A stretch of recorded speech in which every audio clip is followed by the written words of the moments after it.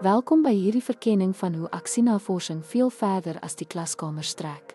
Alhoewel dit wyd in onderwys gebruik word, maak die deelnemende en probleemoplossende aard daarvan dit 'n waardevolle benadering oor baie dissiplines.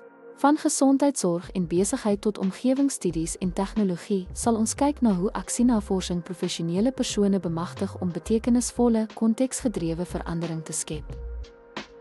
In onderwys word aksienavorsing wyd toegepas in skole, universiteite en opleidingsinstellings om onderrig en leerpraktyke te verbeter deur onderwysers, dosente en opvoedkundige ondersteuningspersoneel in staat te stel om nuwe metodes te toets, uitdagings aan te spreek en leeruitkomste te verbeter. In maatskaplike werk help aksienavorsing praktisyns om gemeenskapsbehoeftes te verstaan, intervensiestrategieë te verbeter en kliëntgesentreerde benaderings te verseker deur respekvolle en responsiewe betrokkenheid by gemeenskappe te bevorder.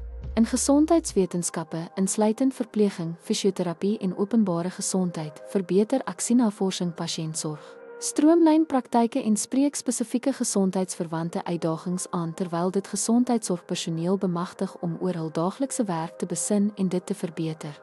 In besigheid en bestuur ondersteun aksienavorsing organisatoriese ontwikkeling, werknemerbetrokkenheid en strategiese beplanning deur bestuurders en spanne in staat te stel om werkplekprobleme gesamentlik op te los en innovasie te dryf.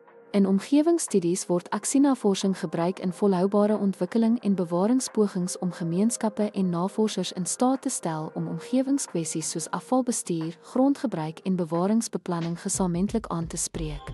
In tegnologie en ingenieurswese stel aksienavorsing professionele persone in staat om die doeltreffendheid van tegnologiese oplossings te toets, stelselontwerp te verbeter en gebruikersterugvoer te integreer om te verseker dat innovasies aan gebruikersbehoeftes voldoen. Soos ons gesien het, is aksienavorsing meer as net 'n akademiese instrument. Dis 'n praktiese, aanpasbare en samewerkende benadering tot die oplossing van werklike probleme.